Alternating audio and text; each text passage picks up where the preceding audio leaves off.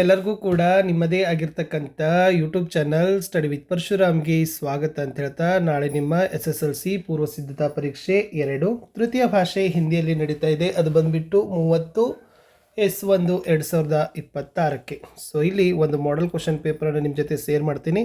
ತುಂಬ most important ಇದೆ. ಪ್ರತಿಯೊಂದು ಪ್ರಶ್ನೆನ ಚೆನ್ನಾಗಿ ಅರ್ಥ ಮಾಡ್ಕೊಂಡು ಹೋಗಿ.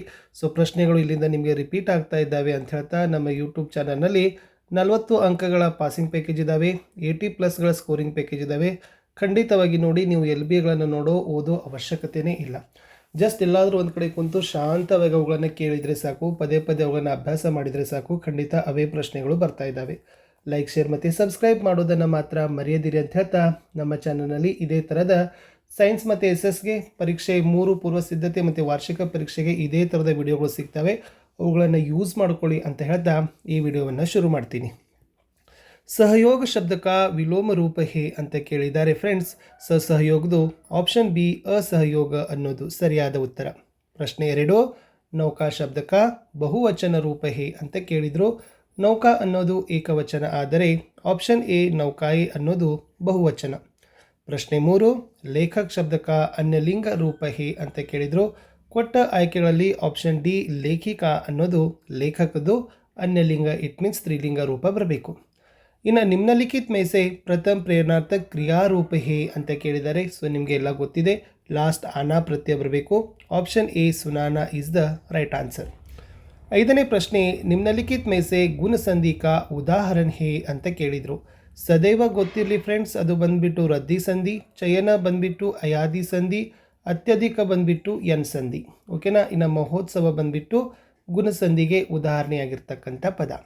ಇನ್ನು ದೇಶ ವಿದೇಶ ಶಬ್ದ ಮೇ ಸಮಾಸ್ ಹೇ ಅಂತ ಕೇಳಿದ್ದಾರೆ. ನಡುವೆ ಯೋಜಕ ಚಿಹ್ನೆ ಇದೆ. ಸೊ ಹೀಗಾಗಿ ನಾವೇನಂತೀವಿ, ದ್ವಂದ್ವ ಸಮಾಸ ಅಂತಾನೆ ಹೇಳೋದು.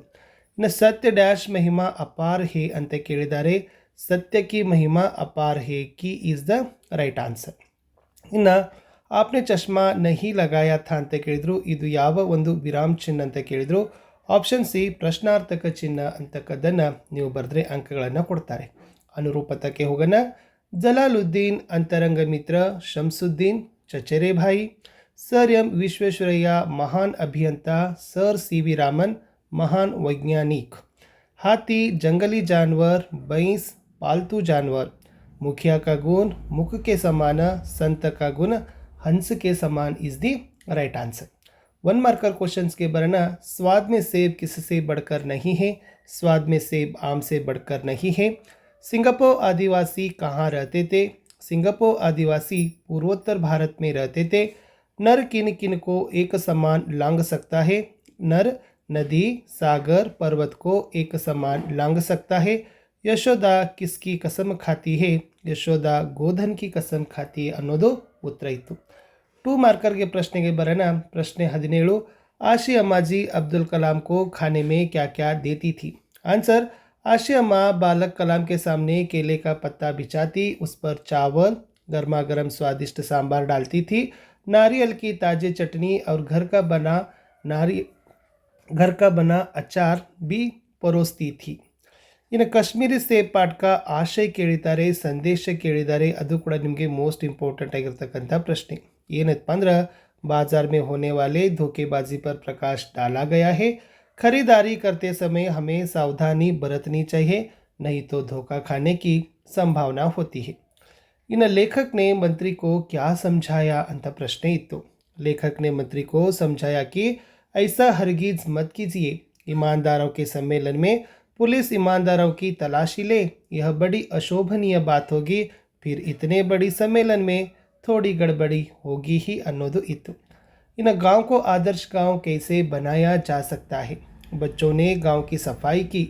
गांव का कूड़ा कचरा एक निश्चित जगह में डाला. गांव के चारों तरफ पेड़ पौधे लगाए. गांव के गड्ढों को मिट्टी से ढांपे. आधुनिक मानव की भौतिक साधना का वर्णन कीजिए ಅಂತ ಪ್ರಶ್ನೆ ಇತ್ತು.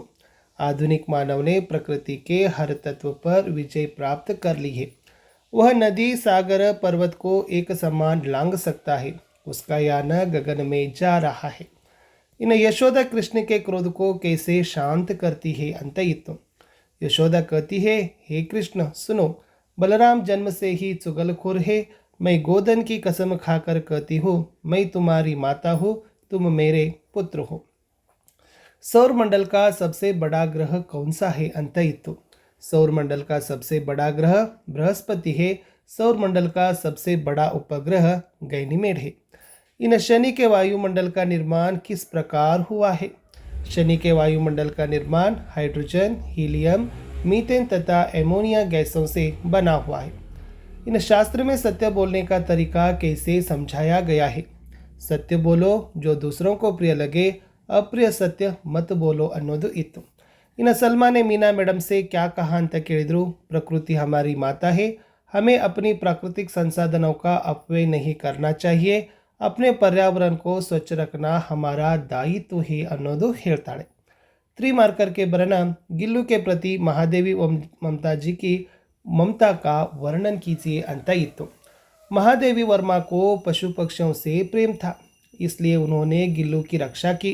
उसके लिए एक झूला तैयार किया, बड़े प्यार से उसे काजू खिलाया, घर के कुत्ते बिल्लियों से उसकी रक्षा की, अंतिम समय में उसे बचाने की पूरी कोशिश की, सोनजूही की लता के नीचे उसकी समाधि बनाई ಅಂತ ಬರೆದ್ರೆ ಸಾಕು। ಇನ್ನು ಕರ್ನಾಟಕ राज्य की शिल्पकला का वर्णन कीजिए ಅಂತ ಪ್ರಶ್ನೆ ಬರ್ತದೆ। कर्नाटक की शिल्पकला अनोखी है। बादामी, ऐहोले, पट्टदकल्लू के मंदिर बहुत सुंदर है। बेलूरू, हलेबीडू, सोमनाथपुर के मंदिरों की मूर्तियाँ सजीव लगती है। श्रवण बेलगोल के गोमटेश्वर की 57 फीट ऊंची मूर्ति दुनिया को त्याग और शांति का संदेश देती है ಅಂತ ಬರೆದ್ರೆ ಸಾಕು। ಇನ್ನು ಸೋಷಿಯಲ್ ನೆಟ್ವರ್ಕಿಂಗ್ एक क्रांतिकारी खोज है कैसे ಅಂತ ಪ್ರಶ್ನೆ ಬರ್ತದೆ। यस, सोशल नेटवर्किंग एक क्रांतिकारी खोज है जिसने दुनिया भर के लोगों को एक जगह ला खड़ा किया है।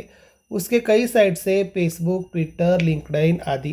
इन साइटों के कारण देश विदेश के लोगों के रहन सहन, खान पान, वेशभूषा, कला, संस्कृति आदि का प्रभाव शीघ्रातिशीघ्र हमारे समाज पर पड़ रहा है। इन धीरज सक्सेना को रोबोट की ज़रूरत क्यों थी अंत ಕೇಳಿದ್ರು। धीरज सक्सेना के परिवार में साधुराम नाम का एक नौकर था। एक दिन वह चलती बस से गिर गया, उसे खतरनाक चोट आई, उसे अस्पताल में भर्ती करना पड़ा। सक्सेना का परिवार बड़ा था, उसे अपने परिवार वालों का यह कष्ट न देखा गया, इसलिए धीरज सक्सेना ने घर में रोबोट रखने का निर्णय लिया। इन दक्षिण शिखर पर चढ़ते समय बचेंद्र के अनुभव को बारे में बताइए। दक्षिणी शिखर पर हवा की गति बढ़ गई थी। तेज हवा के झोंके भुरभुरे बर्फ के कणों को चारों तरफ उड़ा रहे थे, जिससे कुछ दिखाई नहीं दे रहा था। इसी बीच बिचेंद्र ने देखा कि कोई ऊंची चढ़ाई नहीं है, ढलान एकदम सीधे नीचे चली गई थी। उनकी सांस मानो एकदम रुक सी गई। तब उन्हें लगा कि सफलता बहुत नज़दीक है ಅಂತ ಬರೆದ್ರೆ ಸಾಕು। ಇನ್ನು मातृभूमि के प्राकृतिक सौंदर्य का वर्णन कीजिए ಅಂತ ಪ್ರಶ್ನೆ ಬರ್ತದೆ। मातृभूमि का प्रकृति सौंदर्य अत्यंत सुंदर है। मातृभूमि के खेत हरे भरे हैं। मातृभूमि के वन उपवन फल फूलों से भरे हैं। मातृभूमि के अंदर अपार खनिज संपदा है ಅಂತ ಬರೆದ್ರೆ ಸಾಕು। ಇನ್ನು ಕವಿತಾ के अनुसार समय का महत्व समझाइए ಅಂತಕ್ಕಂಥ ಪ್ರಶ್ನೆ ಬರ್ತದೆ। ಸೊ ಏನಪ್ಪ ಅಂತಂದ್ರೆ समय अत्यंत महत्वपूर्ण है। बीता हुआ समय कभी वापस नहीं आता। समय ईश्वर का दिया हुआ अति अनुपम धन है, इसलिए हमें काम करने का जो अवसर प्राप्त है उसे व्यर्थ जाने नहीं देना चाहिए ಅಂತ ಬರೆದ್ರೆ ಸಾಕು। ಇನ್ನು ಫಸ್ಟ್ ದೋಹಾದೇನೆ ಭಾವಾರ್ಥ ಕೇಳಿದ್ರು। ಮುಖಿಯ ಮುಖಸೋ ಚಾಹಿಯೇ ಖಾನ ಪಾನಕೋ ಏಕ, ಪಾಲೈ ಪೋಸೈ सकल अंग, तुलसी सहित विवेक ಅಂತ ಇತ್ತು। तुलसीदास जी कहते हैं कि मुखिया को मुख के समान होना चाहिए। मुख खाने पीने का द्वारा शरीर के सभी अंगों का पालन पोषण विवेक के साथ करता है। इसी तरह एक मुखिया को अपनी प्रजा का पालन पोषण विवेक के साथ करना चाहिए ಅಂತ ಬರೆದ್ರೆ ಸಾಕು। ಇನ್ನು ಕನ್ನಡದಲ್ಲಿ ಅನುವಾದ ಇತ್ತು। कर्नाटक में कन्नड़ भाषा बोली जाती है और इसकी राजधानी बेंगलुरु है। यहाँ देश विदेश के लोग आकर बस गए हैं। ಕರ್ನಾಟಕದಲ್ಲಿ ಕನ್ನಡ ಭಾಷೆಯನ್ನು ಮಾತನಾಡುತ್ತಾರೆ। ಬೆಂಗಳೂರು ಇದರ ರಾಜಧಾನಿಯಾಗಿದೆ। ಇಲ್ಲಿ ದೇಶ ವಿದೇಶಗಳಿಂದ ಜನರು ಬಂದು ನೆಲೆಸಿದ್ದಾರೆ ಅಂತ ಬರೆದ್ರೆ ಸಾಕು। ಇನ್ನು ಮೋಸ್ಟ್ ಇಂಪಾರ್ಟೆಂಟ್ ಏನಪ್ಪ ಅಂದರೆ ಬಸಂತ್ ಏಕ್ ಇಮಾನ್ದಾರ್ ಲಡ್ಕಾ ಹೇ, ಯಾವತ್ತೂ ಕೂಡ ಏನು 4 ಅಂಕಕ್ಕೆ ಬರ್ತಕ್ಕಂಥ ಪ್ರಶ್ನೆ ಇತ್ತು। ಸೊ ಅದನ್ನು ಬರೀತಕ್ಕಂಥದ್ದು बसंत एक ईमानदार लड़का था। वह चलनी बटन दिया सलाई आदि बेचकर अपना जीवन चलाता था। वह स्वाभिमानी बालक था। किसी से दया की भीख नहीं लेता था। मोटर दुर्घटना में घायल होने के बावजूद उसने राजकिशोर के पैसे अपने भाई के हाथ में देकर वापस लौटाया। इस प्रकार बसंत एक ईमानदार और स्वाभिमानी बालक था ಅಂತ ಬರೆದ್ರೆ 4 ಮಾರ್ಕರ್ ಕೊಡ್ತಾರೆ. ಇನ್ನು पद्य ಅಂತಲೂ सिंपल इतु असफलता एक चुनौती है इसे स्वीकार करो क्या कमी रह गई देखो और सुधार करो जब तक न सफल हो नींद चैन को त्यागो तुम संघर्ष का मैदान छोड़कर मत भागो तुम ಅಂತ ಬರೆದ್ರೆ ಸಾಕು. ಇನ್ನು ಖೇಲೋं का महत्व ಇದೆ. ಸೊ ಸಿಂಪಲ್ ಆಗಿ ಒಂದು 15 ಸಾಲುಗಳನ್ನ ಬರಿಬೇಕು. ಪ್ರಸ್ತಾವನಾ, ಖೇಲದ ಪ್ರಕಾರ ಆಗಿರ್ಬೋದು, ಖೇಲದ ಲಾಭ ಆಗಿರ್ಬೋದು, ಅವುಗಳನ್ನು ಬರೀರಿ. ಇನ್ನು ಗ್ರಾಮ ಸುಧಾರ್ ಬಗ್ಗೆ ಒಂದು ಕೊಟ್ಟಿದ್ದಾರೆ. ಸೊ ಅದನ್ನು ಕೂಡ ಪಾಸ್ ಮಾಡಿ ನೋಡ್ಕೊಳ್ರಿ. ಬಟ್ ಮೋಸ್ಟ್ ಇಂಪಾರ್ಟೆಂಟ್ ಏನಪ್ಪ ಅಂತಂದರೆ ನಿಮಗೆ ಇಂಟರ್ನೆಟ್, ಜನಸಂಖ್ಯಾ ಮತ್ತು ಯಾವುದು ಕರ್ನಾಟಕಿ ಮಹಾನತ, ಅದನ್ನು ಚೆನ್ನಾಗಿ ನೀವೇನು ಮಾಡಬೇಕು ನೋಡಬೇಕು. ಇನ್ನು ಲಾಸ್ಟ್ ನಿಮಗೆ ಚುಟ್ಟಿ ಪತ್ರ ಕೇಳಿದ್ದಾರೆ. ಕೊಯ್ ಸಕಾರನ್ ಇದೆ. ಸೊ ಫಸ್ಟ್ ದಿನಾಂಕ ಬರೀರಿ, ಪ್ರೇಷಕ್ ಬರೀರಿ, ಆಮೇಲೆ ಸೇವಾಮೆ ಆದರಣೀಯ ಮಹೋದಯ ವಿಷಯ ಅಂತ ಬರೋದು ಲಾಸ್ಟ್ ಪತ್ರದ ಸಮಾಪನ ಮಾಡಿದರೆ ಅಂಕಗಳನ್ನು ಕೊಡ್ತಾರೆ. ಸೊ ಸಿಗ್ತೀನಿ ಇನ್ನೊಂದು ಹೊಸ ವಿಡಿಯೋದಲ್ಲಿ. ಬಾಯ್.